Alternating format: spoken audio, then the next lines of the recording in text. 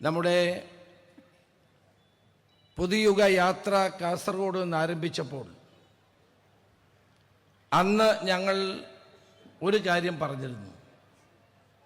ഈ യാത്ര തിരുവനന്തപുരത്ത് എത്തുന്നതോടെ ഇടതുപക്ഷ ജനാധിപത്യ മുന്നണി സർക്കാരിനെ ജനങ്ങൾ അറബിക്കടലിൽ ആഴ്ത്തുമെന്നുള്ള കാര്യമാണ് ഞങ്ങൾ പറഞ്ഞത്. അത് വെറും ഒരു വീൺവാക്കായിരുന്നില്ല എന്ന് 7 ജില്ലകളിലെ പര്യടനം പൂർത്തിയാക്കുന്ന സന്ദർഭത്തിൽ ജനങ്ങൾ തന്നെ പറയുകയാണ്. ഇതുപോലെ ജനങ്ങളാൽ വെറുക്കപ്പെട്ട ഒരു ഗവൺമെന്റ് കേരളത്തിന്റെ ചരിത്രത്തിലുണ്ടായിട്ടില്ല. കഴിഞ്ഞ കേരളത്തിൽ നടന്ന എല്ലാ ഉപതെരഞ്ഞെടുപ്പുകളിലും, ചേലക്കര ഒഴിച്ചുള്ള എല്ലാ ഉപതെരഞ്ഞെടുപ്പുകളിലും UDF ജയിച്ചു. ചേലക്കരയിലെ ഭൂരിപക്ഷം 40,000-ൽ നിന്ന് 5,000-ആയി കുറച്ചു. പാർലമെന്റ് തെരഞ്ഞെടുപ്പിൽ VK ശ്രീകണ്ഠൻ MP അടക്കം ബെന്നി ബെഹനാൻ അടക്കം കേരളത്തിലെ 20 സീറ്റുകളിൽ 18 സീറ്റുകളിൽ UDF ഉജ്ജ്വലമായ വിജയം നേടുകയുണ്ടായി. അപ്പോൾ പറഞ്ഞത് എന്താണ്? പഞ്ചായത്ത് തെരഞ്ഞെടുപ്പ് വരട്ടെ. പഞ്ചായത്ത് തെരഞ്ഞെടുപ്പിൽ അഭൂതപൂർവമായ വിജയമാണ് UDF നേടിയെടുത്തത്. 70% പഞ്ചായത്തുകളിൽ വൻപിച്ച മുന്നേറ്റമുണ്ടാക്കാൻ UDFന് സാധിച്ചപ്പോഴും ഒരക്ഷരം അവർ മിണ്ടുന്നില്ല. ഇത്രയും വലിയ വിജയം കഴിഞ്ഞ 5 വർഷമുണ്ടായപ്പോഴും കേരളത്തിന്റെ മുഖ്യമന്ത്രി ഒരഭിനന്ദനം ആ ജയിച്ചവരെ പോലും ഒന്ന് അഭിനന്ദിക്കാൻ മുന്നോട്ട് വന്നിട്ടില്ല. UDF വിജയിച്ച ഒരു ഘട്ടത്തിലും കേരളത്തിന്റെ മുഖ്യമന്ത്രി ജനാധിപത്യ മര്യാദ അനുസരിച്ച് ഒന്ന് അഭിനന്ദിക്കാൻ മുന്നോട്ട് വന്നില്ല, മൗനമായിരുന്നു. ഇപ്പോൾ അദ്ദേഹം കാണിക്കുന്നത് പരാജിതന്റെ കപട ആത്മവിശ്വാസമാണ്. തന്റെ ഗവൺമെന്റ് പൂർണ്ണമായി പരാജയപ്പെട്ടു എന്നറിയാമായിട്ടും പരാജിതന്റെ കപട ആത്മവിശ്വാസം പ്രകടിപ്പിച്ചുകൊണ്ട് തിരിച്ചു വരാൻ കഴിയുമോ എന്ന് ഒരു പരീക്ഷണം നടത്തുകയാണ്.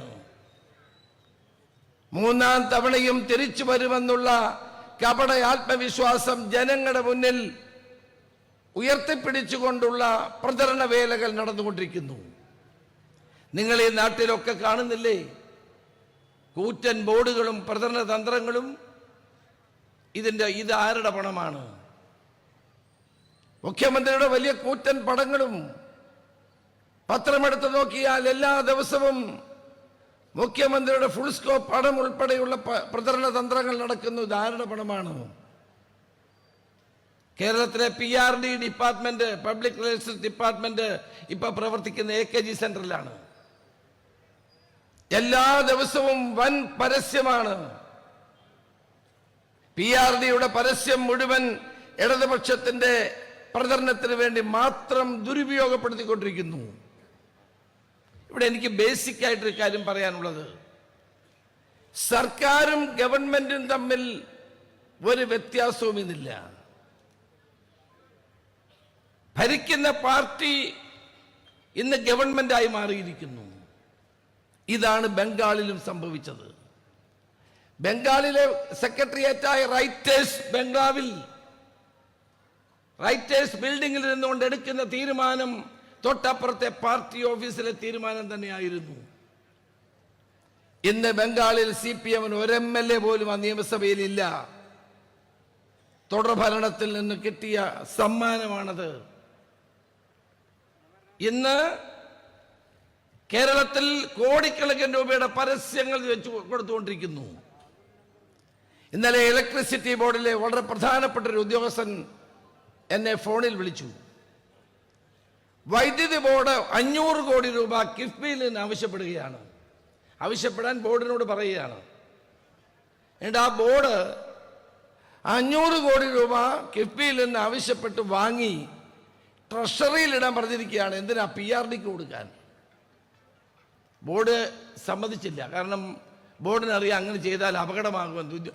ബോർഡിലുള്ള ഉദ്യോഗസ്ഥന്മാർ അത് സമ്മതിച്ചില്ല. മുഖ്യമന്ത്രിയുടെ ഓഫീസിൽ നിന്ന് ബോർഡ് ഉദ്യോഗസ്ഥന്മാരുടെ പേരിൽ സമ്മർദ്ദമാണ്. ഈ പണം എന്തിനു വേണ്ടി?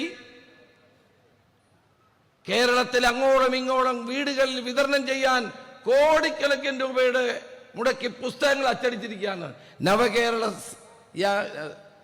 നവകേരള സർവേക്ക് വേണ്ടി സർവേ തുടങ്ങിയതോടുകൂടി പുസ്തകം കെട്ടിവെച്ചിരിക്കുകയാണ്. ഇനി ആ പുസ്തകം ഇറക്കുന്നത് തെരഞ്ഞെടുപ്പ് സമയത്ത് ഇറക്കും.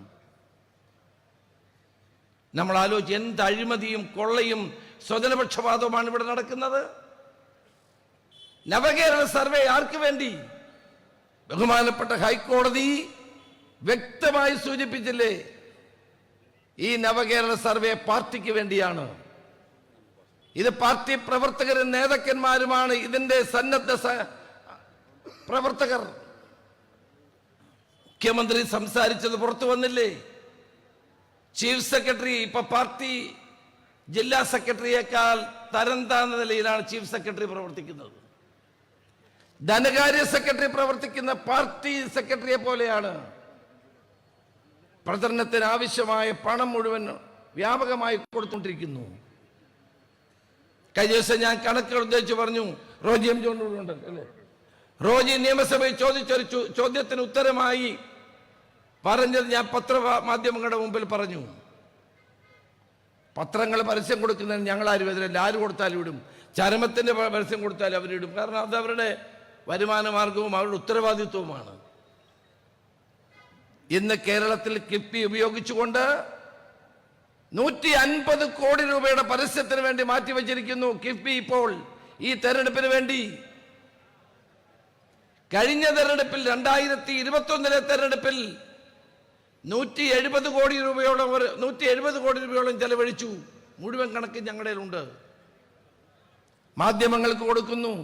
ഇപ്പം മന്ത്രിമാരുടെയൊക്കെ ഇന്റർവ്യൂ വരുന്നുണ്ട്. ആ ഇന്റർവ്യൂ ഒക്കെ കോടികളുടെ പരസ്യം ആ ഡിപ്പാർട്ട്മെന്റ് ഇത് കൊടുത്തിട്ടാണ് ഇന്റർവ്യൂ വരുന്നത്.